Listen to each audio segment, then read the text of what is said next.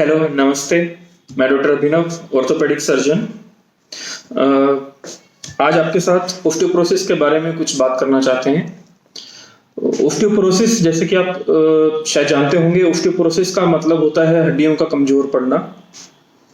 तो ओस्टियोपोरोसिस जो होता है वो जनरली ओल्ड एज में देखा जाता है। जो 50 साल से ऊपर के लोग होते हैं उनमें जनरली ओस्टियोपोरोसिस देखने को मिलता है, हड्डियों की कमजोरी देखने को मिलती है। इसके कारण बहुत सारे हो सकते हैं। डाइटरी इंटेक की वजह से, खान पीने में अगर कैल्शियम की कमी हो, विटामिन डी की कमी हो, उसकी वजह से हो सकता है। कुछ हार्मोनल चेंजेस होते हैं, जैसे कि फीमेल्स में होता है। पोस्ट मेनोपॉजल फीमेल्स जो होती हैं, जिनमें पीरियड्स खत्म हो जाते हैं 50 साल के लगभग, उसके बाद उनमें काफी ज्यादा ओस्टियोपोरोसिस पाया जाता है।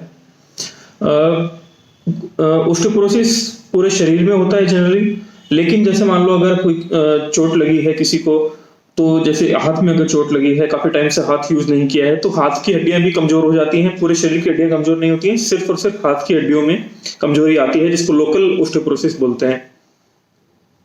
इसके अलावा कुछ जो बेड रेस्ट पे लोग हैं, लंबे टाइम से बेड रेस्ट पे हैं अगर, तो उनमें भी हड्डियों में कैल्शियम की कमी हो जाती है, ओस्टियोपोरोसिस बन जाता है। ओस्टियोपोरोसिस में तकलीफ लोगों को जनरली ये होता है कि उनको दर्द होता है शरीर में जगह जगह पे, जैसे कमर में और पैर में, घुटने के नीचे बड़ा कॉमन जगह है जहाँ पे ओस्टियोपोरोसिस में दर्द होता है। इसके अलावा जो ओस्टियोपोरोसिस वाले लोग होते हैं उनमें फ्रैक्चर्स बहुत ज्यादा पाए जाते हैं, क्योंकि उनकी हड्डियां कमजोर होती हैं, तो उनको थोड़ी सी चोट लगने पे फ्रैक्चर का रिस्क ज्यादा होता है। जैसे मान लो अगर आप बाथरूम में स्लिप अगर कोई हो जाता है, जिसको ओस्टियोपोरोसिस नहीं है उसको कुछ नहीं होगा, लेकिन बूढ़े लोगों में बड़ा कॉमनली ये देखा जाता है कि बाथरूम में स्लिप होते हैं और फ्रैक्चर हो जाता है।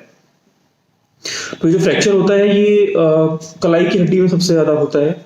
कलाई की हड्डी में, कंधे में, कमर में, रीढ़ की हड्डी में और कूल्हे में ये फ्रैक्चर, ओस्टियोपोरोसिस वाला फ्रैक्चर सबसे ज्यादा देखा जाता है।